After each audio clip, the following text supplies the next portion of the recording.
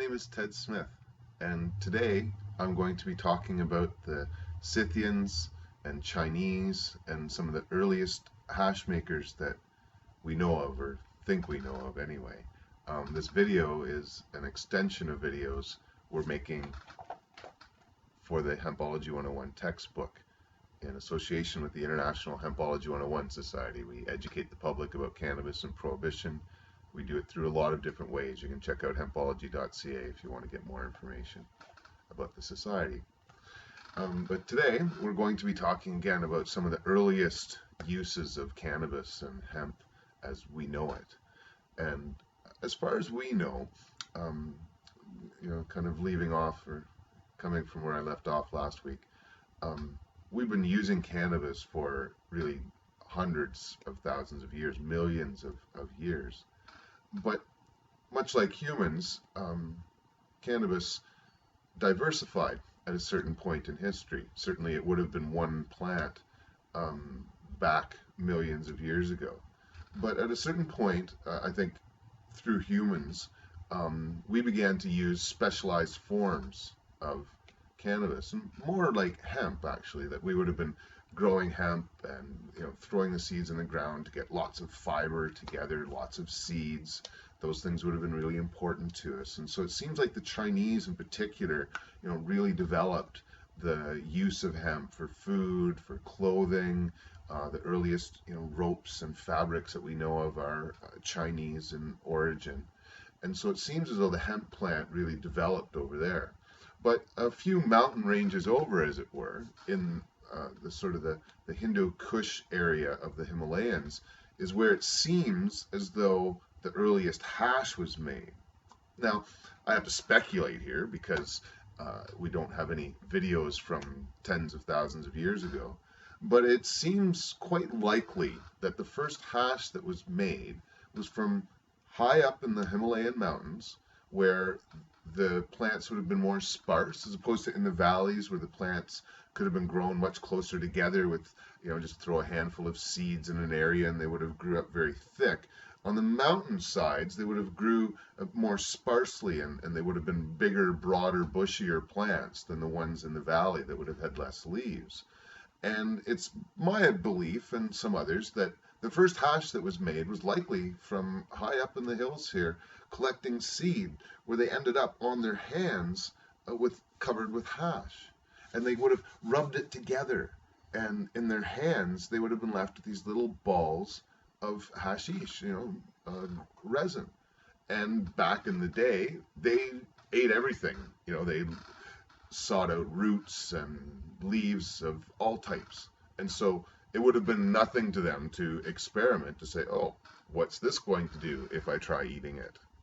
And the difference between eating the raw plant and eating hashish would have been rather dramatic. And I think that would have led to further experimentation and further creation of hashish. And it seems, again, it was high up in the Himalayan mountains in the Indus Valley, where, incidentally, people also believe that is the cradle of civilization, that some of the earliest cities, where thousands of people started to congregate together for the first time, were in this area. And so, how much that had to do with enlightenment or not, it's hard to say. But the spread of the cannabis plant certainly belongs, I think, the credit to the Scythians. Now, the Scythians aren't very well known of by a lot of people because they never actually built a city anywhere. The Scythians were nomadic. They lived on horses, and they spread themselves very far and wide, from Eastern Europe all the way to China, from Siberia down to the northern Pakistan, India of today. And so they had a very wide area that they traveled to and from. And it would have been this group that likely spread the cannabis seeds and a lot of its traditions around Asia and somewhat further. And so they would likely have been the group that introduced the more psychoactive plants to China, because it doesn't seem to be until a couple of thousand years ago that the Chinese were introduced to cannabis as medicine, and the other strains that could produce more THC seemed to be available to them then. And the most notable of the early Chinese to use cannabis as medicine is a man known as Sheng Nung, I believe. I'm probably ruining the name, honestly, but anyway, he has some writings where he talked about the use of cannabis for medicine. In fact, they actually used to take the hemp stalks and sort of carve images of the cannabis plant, serrated leaves and the like, into the stalk. And the Chinese doctors would take this stalk of hemp with the carved leaf into it and beat it around a person's bed and leave it beside a bed. And so the symbol that we use for modern day medicine is actually a couple of cannabis stalks, and so with a snake around it. Because, yeah, sorry, they engraved the snake on the plant, not the leaf. Sorry. But anyhow, it was a hemp stalk with the snake engraved on it. Anyway, certainly the Chinese were the most known historically for using cannabis as medicine, and separately as hemp. They were the most industrial of the time as well in lots of ways, and so certainly the Chinese led the area. But again, the Scythians were really responsible more for the spread of the cannabis plant, and the tradition that the Scythians preferred was really the precursor to modern day hotboxing. The Scythians would take the whole plant and make these pits in the ground, and they would take hot rocks, somewhat like the sweat lodge of North Americans, where they would take hot rocks and put it into an enclosed space and throw herbs on the rock. Well, in this case, the Scythians would really just take a hole in the ground with some hot rocks and a blanket that they would use, and they would throw the cannabis plant onto this rock, or these rocks, throw the blanket over their heads, and it would almost be like a vaporizer, and it would work. You could tell it would work. And there's documentation of this.